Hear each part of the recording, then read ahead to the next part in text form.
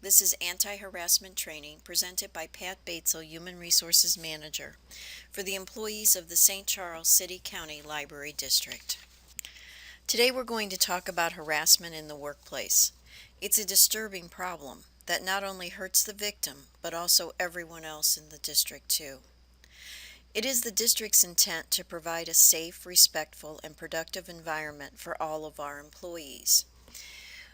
The district has adopted Policy E-144, Anti-Harassment, to ensure everyone understands the district does not tolerate offensive verbal, physical, or visual conduct that is intimidating, threatening, or interferes with another person's ability to perform his duties.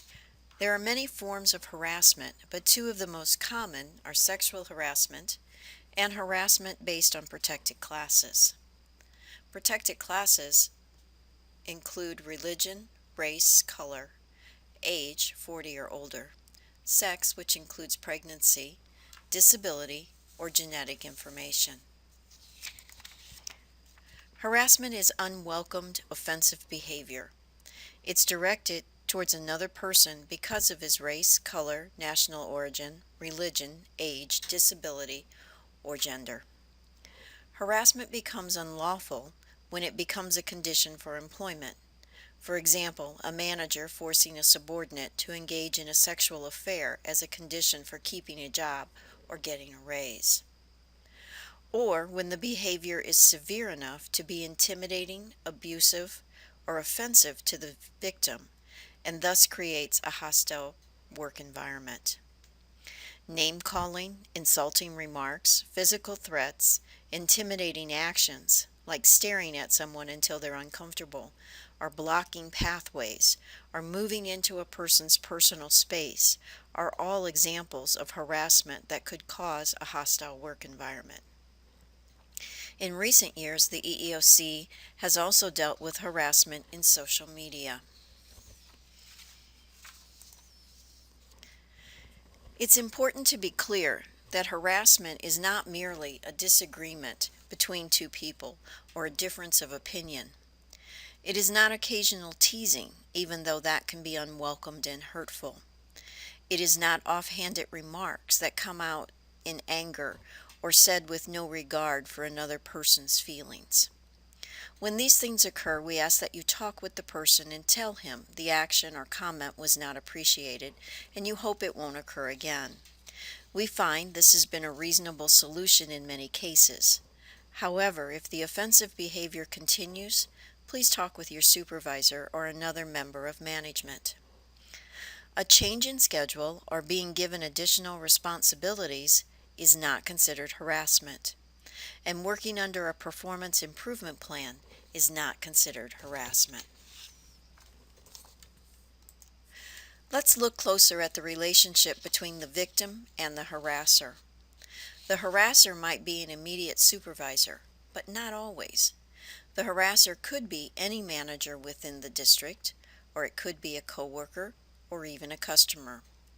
Sometimes we find our customers involved in offensive conduct, such as staring at a staff member for a long time, or following a staff member into the stacks and standing uncomfortably close, or even making inappropriate comments. If this happens to you, please notify your immediate supervisor. A victim can be the one experiencing the harassment, or a victim could be a third person who is forced to witness the offensive conduct. For example, harassment claims have been filed with the EEOC by third parties who are forced to watch display of affection between two people having an affair at work. Offensive conduct affects us all. Victims lose their sense of security. They lose their dignity and confidence. Offensive conduct is also demoralizing, and it erodes the confidence that staff has in the district itself. We want you to report harassment if you are the victim, the witness, or simply know about it. The district is committed to investigating allegations of harassment and will do so in a professional, private manner.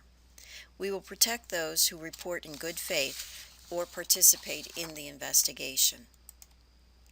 We will conduct our investigation in a manner that protects confidentiality, but a number of key questions must be asked of those involved in the situation. Questions we might ask will include who committed the harassment, what exactly happened, when and where did it happen, how often did it occur, how did you react, did you ask the harasser to stop, and were there witnesses? The investigation will also interview any witness and the alleged harasser to determine if harassment really occurred. When the investigation is complete, the assistant director and director will be informed of the outcome and will work with the human resources manager on finding a reasonable solution. Corrective action will take place following Policy E-144. How can you help? Well, you can help by understanding Policy E-144. You can monitor your own behavior, act professionally, and treat others with courtesy and respect. Speak up in support of a respectful workplace. Report incidents of harassment immediately, and talk candidly if you are named as a witness in an investigation. This concludes the anti-harassment training. Please talk with your supervisor if you have any questions.